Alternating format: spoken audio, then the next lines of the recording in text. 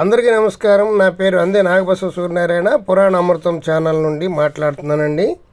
ఈ హంపీలో వరుసగా మేము తిరిగి సందర్శించినటువంటి విషయాలు మన సబ్స్క్రైబర్స్ అందరికీ హంపీ విషయాలన్నీ తెలియజేయాలనేటువంటి ఉద్దేశంతో తిరుగుతూ వీడియోలు వరుసగా ప్రసారం చేస్తున్నారు. ఇంతకుముందు లక్ష్మీ నరసింహస్వామి విగ్రహము, మహిమగల శివ ప్రతిమ, శివలింగము, బడవలింగం అంటారు, అవి చూడడం జరిగింది. దాని కంటిన్యూషన్గా అక్కడి నుంచి కొంచెం ముందుకు వస్తే ఒక పెద్ద మండపం కనపడుతుంది చూడండి. ఈ మండపంలోంచే బస్సులు కూడా ప్రయాణం చేస్తున్నాయి. అంటే మనం ఊహించుకోవచ్చు మండపం ఎంత గొప్పగా ఉన్నదో. ఇక్కడి నుంచి హంపి 1 కిలోమీటర్ దూరంలో ఉంటుంది విరూపాక్ష ఆలయం. ఇవి చూసుకుంటూ మళ్ళీ మనం విరూపాక్ష ఆలయానికి చేరుకోవచ్చు. చూడండి, ఇప్పుడు ఈ మండపం చూడండి ఎంత పెద్దగా ఉన్నదో. ఈ మండపంలో నుంచే బస్సులు రావడం మనం గమనించవచ్చు. అదిగోనండి, ఒక స్కూల్ బస్సు వస్తుంది చూడండి. ఇంకా బస్సు కంటే కూడా ఇంకా పెద్దగా ఉంది ఈ మండపము. ఆనాడు అంత అద్భుతమైనటువంటి కట్టడాలు శ్రీకృష్ణదేవరాయలు కాలంలో కట్టడం జరిగింది. ఇక్కడ నుంచి ఒక సుమారు 100 మీటర్లు వెళ్ళగానే కృష్ణ దేవాలయం కనబడుతుంది. శ్రీకృష్ణుని యొక్క ఆలయము. దానికి ఎదురుగుండానే కృష్ణ బజార్ అనేటువంటిది ఒకటి కనబడుతుంది. ఆ కృష్ణ బజార్లో కూడా చాలా దుకాణాలు పూర్వం నిర్వహించినట్లుగా మనకి కనబడుతూ ఉంటుంది. మరి ఈ దుకాణాలలో మరి ఏమి అమ్మారో ఒకసారి మనకి తెలియదు కాబట్టి ఒకసారి చూద్దాం రండి. ఇప్పుడు మనం కృష్ణ బజార్ని సందర్శిద్దాం. ఇదిగోనండి, మనకి ఎదురుగుండా కనబడేటువంటిదే కృష్ణ బజార్.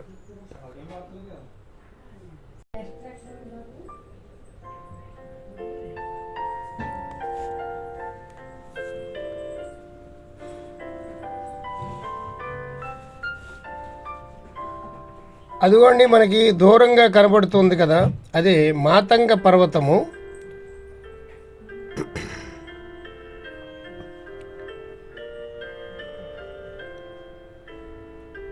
ఇక్కడ ఒక్కొక్క స్థలము ఒక్కొక్క పుణ్యక్షేత్రము. చాలా అద్భుతమైనటువంటి క్షేత్రము హంపి. 1700 సంవత్సరాలు కాలంలో జరిగినటువంటి శ్రీకృష్ణదేవరాయల పరిపాలన చాలా అద్భుతంగా జరిగింది. ప్రజలందరూ ఎంతో సుఖ సంతోషాలతో జీవించినట్లు మనకి శాసనాల ద్వారా తెలుస్తోంది. ఇదిగోండి, రోడ్డు ప్రక్కనే మనకి ఒక పెద్ద మండపం కూడా కనబడుతుంది. కొంచెం ముందుకు వెళితే మనకి శ్రీకృష్ణ దేవాలయం కనబడుతుంది.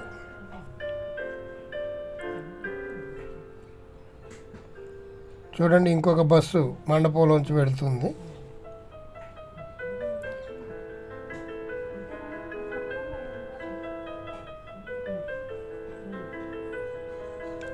ఇదేనండి కృష్ణ బజారు. ఇక్కడ చూడండి ఎన్నో రకాల కొట్లు ఉన్నాయి.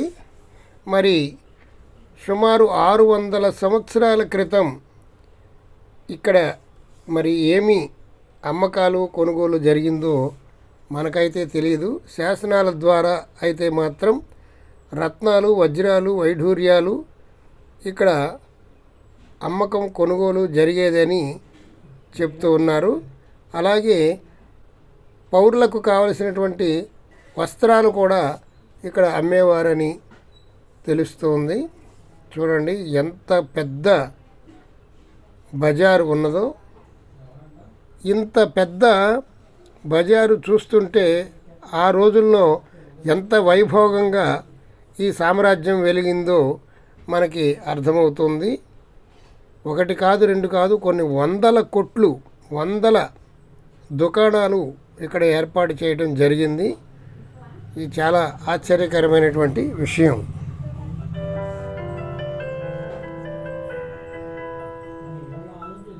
దీనిని కృష్ణ బజార్ అంటారు. కృష్ణ దేవాలయానికి ఎదురుగుండా ఉంది కాబట్టి దీన్ని కృష్ణ బజార్ అని పిలిచి ఉండొచ్చు.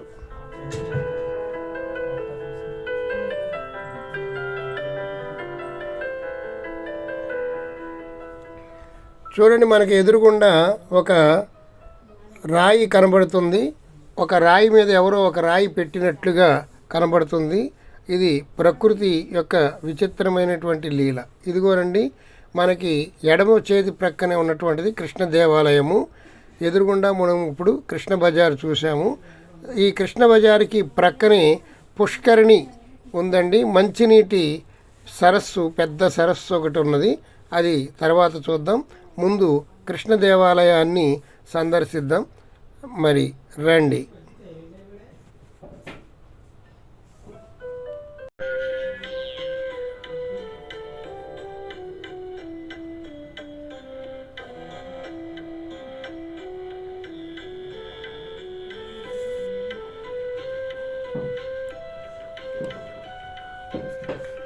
ఇదేనండి కృష్ణ దేవాలయము, శ్రీకృష్ణ దేవాలయము.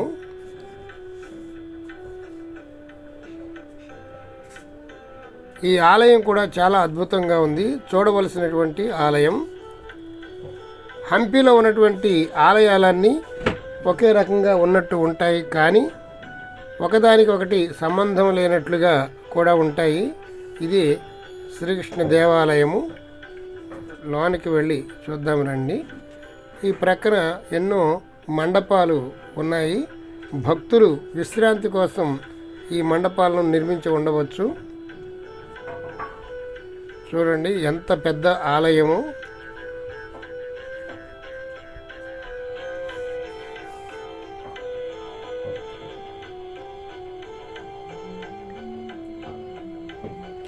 ఇక్కడ చూడండి, ఒక రాతితో ఒక తొట్టిని నిర్మించారు. ఇది మంచినీటి కోసం వాడినటువంటి తొట్టిగా మనం భావించవచ్చు.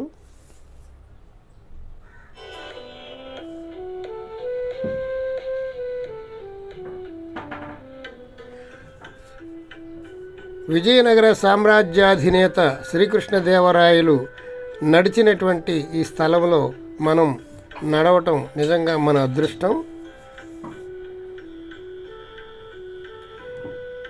ఇవన్నీ మన సబ్స్క్రైబర్స్కి చూపిస్తున్నందుకు మేము ఎంతో ఆనందపడుతున్నాం. వీడియో చివరి వరకు చూడండి, చాలా బాగుంటుంది. ఎంతో కష్టపడి తీసాం. ఒక లైక్ ఇవ్వండి చాలు. ఇలాంటి అద్భుతమైనటువంటి చారిత్రకమైనటువంటి కట్టడాలను మన దేశంలోని పౌరులందరూ తెలుసుకోవాల్సినటువంటి విషయం ఎంతైనా ఉంది, తెలుసుకొని తీరాలి. ఇలాంటి అద్భుతమైనటువంటి చారిత్రాత్మక కట్టడాలు మన దేశంలో ఉన్నాయని మన దేశంలో ఉన్నటువంటి వారందరూ తెలుసుకోవాలి. అలాగే ఇతర దేశాల నుండి కూడా వచ్చి ఇలాంటి ఆలయాలను సందర్శిస్తూ ఉన్నారు. ఇది శ్రీకృష్ణ దేవాలయం. లోనికి వెళదాం రండి.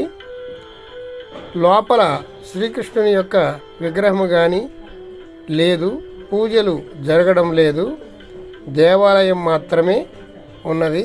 లోపల గర్భగుడిలో కొంచెం చీకటిగా ఉన్నది.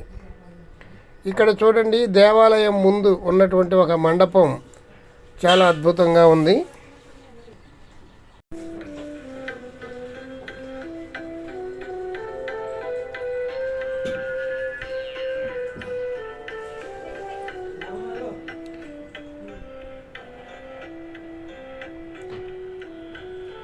ఆనాడు ఎంతో శ్రమించి ఎంతో ధనం ఖర్చు పెట్టి ఈ ఆలయాలను నిర్మించి ఉంటారు. ఇలాంటి ఆలయాలు ఇప్పుడు కట్టాలంటే కొన్ని కోట్ల రూపాయలైనా సరిపోదు. ఇలాంటి ప్రాచీన కట్టడాలను మనం సంరక్షించుకొని భావితరాలకు అందిస్తే వారు కూడా చూసి ఆనందిస్తారు. 600 సంవత్సరాల క్రితం నిర్మించినటువంటి, ఇంకా పూర్వమే నిర్మించినటువంటి ఈ ఆలయ సంపదను మనం పరిరక్షించుకోవాలి. జై భారత్ మాతా కీ జై. శ్రీకృష్ణ దేవాలయం వెనుక భాగం అండి ఇది.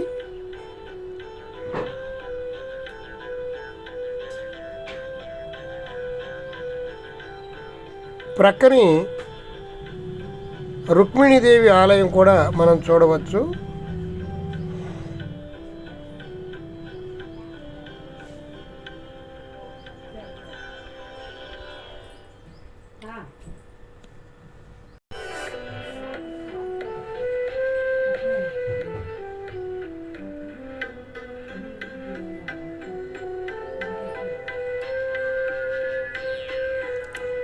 ఇది రుక్మిణీదేవి ఆలయం. ఇటు ప్రక్క కూడా ఆలయానికి ఎడమ ప్రక్క కూడా ఎన్నో మండపాలు ఉన్నాయి. ఇవన్నీ చూసుకుంటూ ముందుకి నడుద్దాం.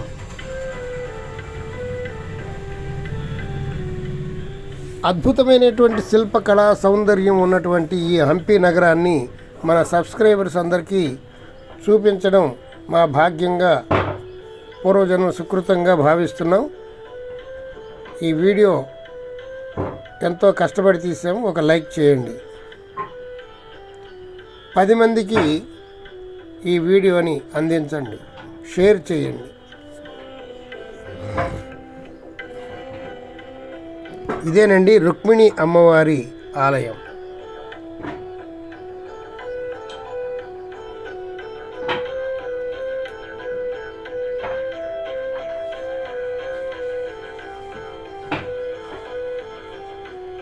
ఈ ప్రక్కనే పుష్కరిణి ఉన్నదని చెప్పాను కదా, చూడండి.